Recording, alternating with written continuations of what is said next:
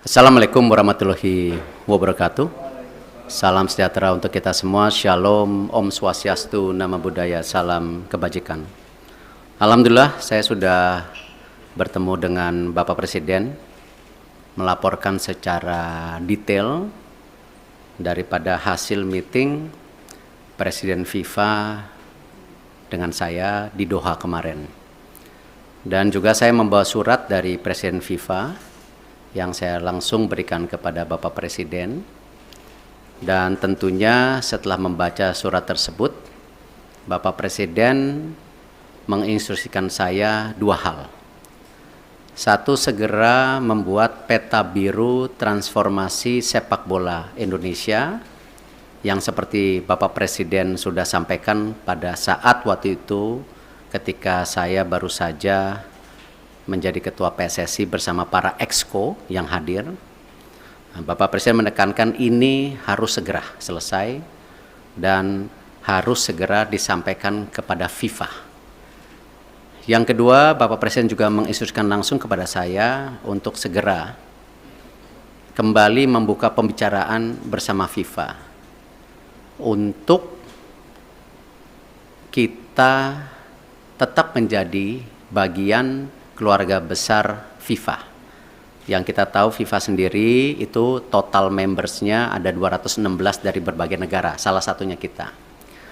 Sehingga bisa diartikan bahwa Presiden tidak mau kita terkucilkan dari peta persepak bolaan dunia. Nah, karena itu saya tentu akan berusaha keras memastikan transformasi sepak bola Indonesia ini terjadi, bukan wacana, tapi benar-benar terjadi. Dan saya juga akan bekerja keras untuk kembali bernegosiasi kepada FIFA untuk menghindari sanksi yang bisa terjadi. Karena dari FIFA sendiri tentu mengharapkan hal-hal ini tidak terjadi, tetapi tentu kalau kita lihat dari suratnya itu jelas bahwa FIFA sedang mempelajari dan mempertimbangkan sanksi untuk Indonesia. Nah, karena itu saya sedang menunggu undangan kembali dari FIFA setelah mereka ada rapat FIFA Council yang akan terjadi beberapa hari ke depan, dan saya tentu bersiap untuk kembali bertemu FIFA. Mungkin itu yang saya bisa sampaikan. Terima kasih. Wassalamualaikum warahmatullahi wabarakatuh. Bayu Pak, Radio El Sinta Pak. Ya. Pak, dalam pertemuan tersebut yang menjadi titik berat FIFA untuk membatalkan di Indonesia, masyarakat mungkin sudah banyak tahu, tapi belum dari mulut Pak Erik sendiri. Ya. Apa Pak yang menjadi dasar utama pembatalan tersebut, dan nanti kira-kira sudah ada gambaran belum Pak? Sanksi apa yang nantinya akan diberikan oleh FIFA bagi sepak bola tercinta di tanah air ini? Iya, sanksi terberat tentu ini yang kita tidak harapkan kalau kita tidak bisa berikut kompetisi secara maksimal di seluruh dunia. Sebagai tim nasional ataupun sebagai klub, juga ini akan menjadi sebuah kemunduran buat sepak bola Indonesia, dan itu sebenarnya sudah pernah kita terjadi di tahun 2015 waktu itu. Yang kebetulan juga saya bukan siapa-siapa saat itu, saya bukan menteri, bukan pengurus PSSI. Bapak Presiden meminta untuk saya juga bisa melobi waktu itu ke FIFA, dan dicabut di tahun 2016 kalau tidak salah. Nah, tentu itu yang terberat di mana kita menjadi menyendiri. Jadi kita melakukan pertandingan, pembinaan wasit, usia muda, tetapi tidak ada tentu kedepannya ya cuman ya ibarat ya kita di Indonesia saja gitu. Dan saya rasa itu yang tidak kita harapkan, karena apalagi mata pencarian di sepak bola ini kan tidak bisa sekonyong-konyong hanya dilihat oh ini dan itu, tetapi turunannya banyak sekali yang namanya industri olahraga sepak bola itu. Yang kedua tentu ya kembali, FIFA ini kan otoritas tertinggi sepak bola di dunia. Tentu dengan segala keberatan-keberatan yang sudah ya disampaikan itu, nah tentu ya FIFA melihat ini sebuah, ya kalau dibilang sebuah intervensi, ya kan lihat kalau banyak sekali FIFA itu menghukum ketika ada intervensi government gitu, tetapi di sini juga kan bentuknya intervensi, dan di dalam tentu host kontrak sebagai negara dan host city kontrak ya yang ditanda tangan itu kita menjamin keamanan salah satunya. Nah, tentu ini yang mungkin menjadi pertimbangan FIFA juga ya. Kalau kita lihat mengenai fasilitas, saya rasa ya FIFA sudah bicara lapangan yang sebelumnya belum siap. Terima kasih pemerintah pusat benar-benar mempersiapkan lapangan itu dan sehingga bisa qualified, lolos semuanya lapangan. Nah, tentu pertimbangan-pertimbangan ini yang memang menjadi hal bagaimana FIFA. Khusus untuk sanksi tentu juga ada sanksi ringan ya seperti administrasi atau pergantian apa saya belum tahu lah. Cuman yang penting jangan yang sangat berat lah karena ini salah satu saya rasa saya nggak baca suratnya Presiden FIFA kepada Bapak Presiden, mungkin ya salah satunya Presiden FIFA mempertanyakan ini transformasi sepak bola Indonesia serius atau tidak. Makanya Presiden langsung menginstruksikan saya segera menyelesaikan peta biru sepak bola Indonesia untuk disampaikan di FIFA. Mungkin ada kaitannya dengan surat tersebut, saya nggak dapat soalnya isi suratnya gitu. Itu yang pasti.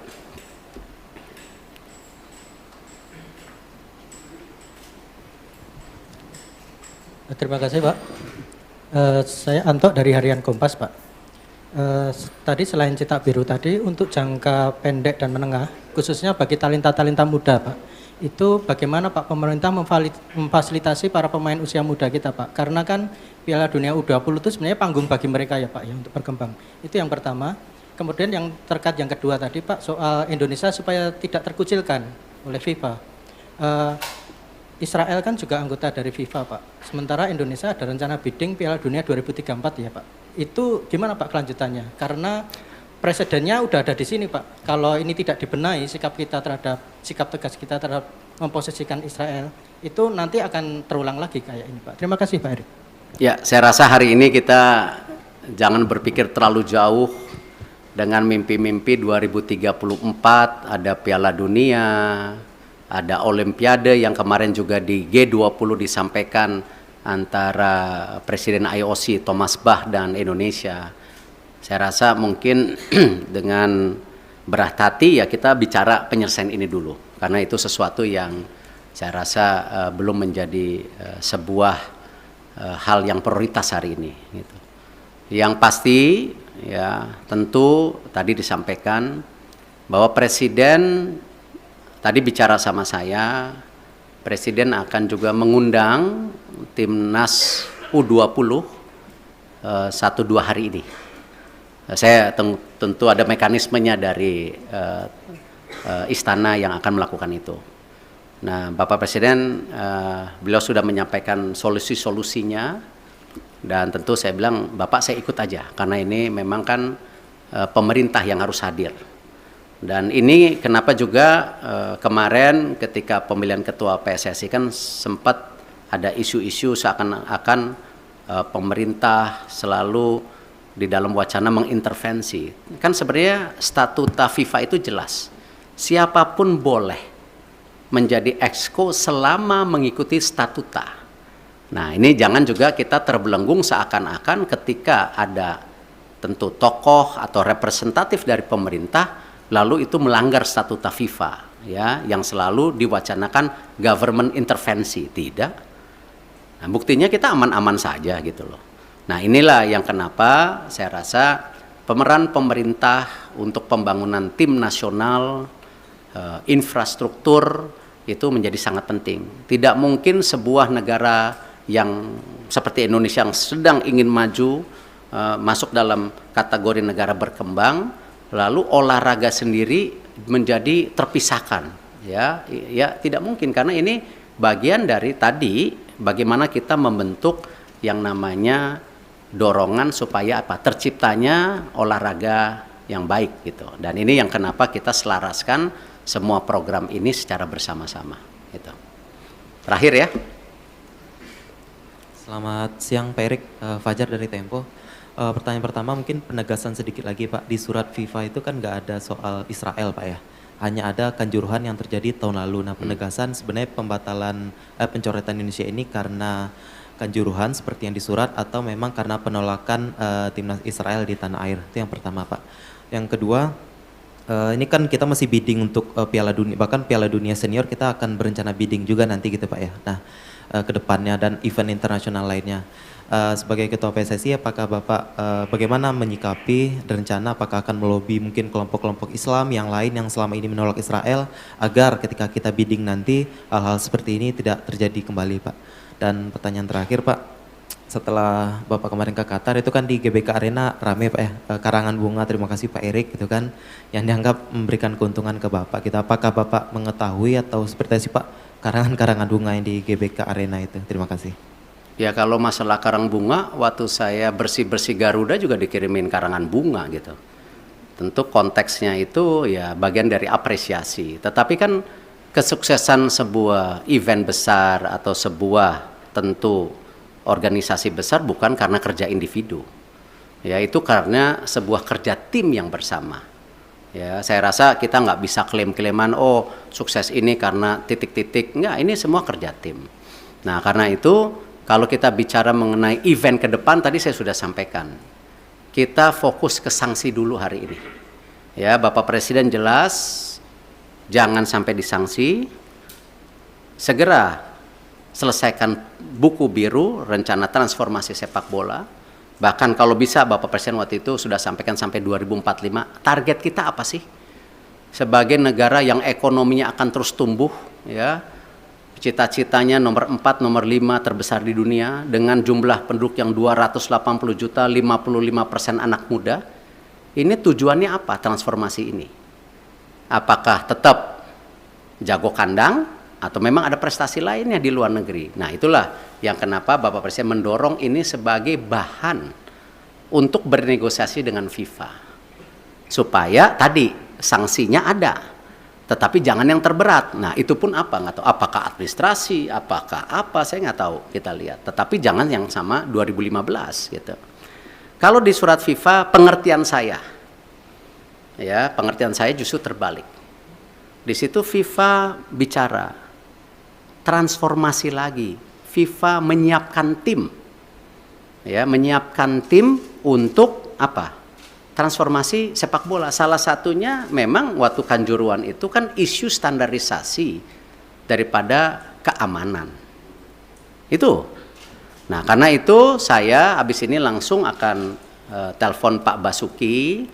Ya, Pak Basuki waktu itu sudah paparan dengan Bapak Presiden. Sudah ada 22 stadium yang diaudit oleh Bapak Presiden. Ya, oleh pemerintah, oleh Bapak Presiden itu. Nah, di situ sudah ada kondisinya yang ringan, yang berat. Nah, ini harus distandarisasikan. Nah, kenapa juga ya FIFA mengecek lapangan yang 6 dipakai ini sesuai standar atau tidak juga karena itu. Jadi memang security and safety itu menjadi penting. Ya, dan kita sebagai host country juga security dan safety menjadi penting, tidak aja dalam kegiatan event seperti liga kita. Liga-liga kita kan isunya sama nanti ke depan. Bagaimana supporter bisa pulang ke rumah. Gitu. Nah ini yang harus kita bangun security dan safety. Dan saya rasa ini menjadi hal yang sangat kita harus standarisasikan. Yang namanya manajemen pertandingan, manajemen lapangan pertandingan, itu harus menjadi hal-hal standar. Kalau memang kita mau juga menjadi transformasi. Jadi itu yang saya bisa sampaikan. Terima kasih. Wassalamualaikum warahmatullahi wabarakatuh.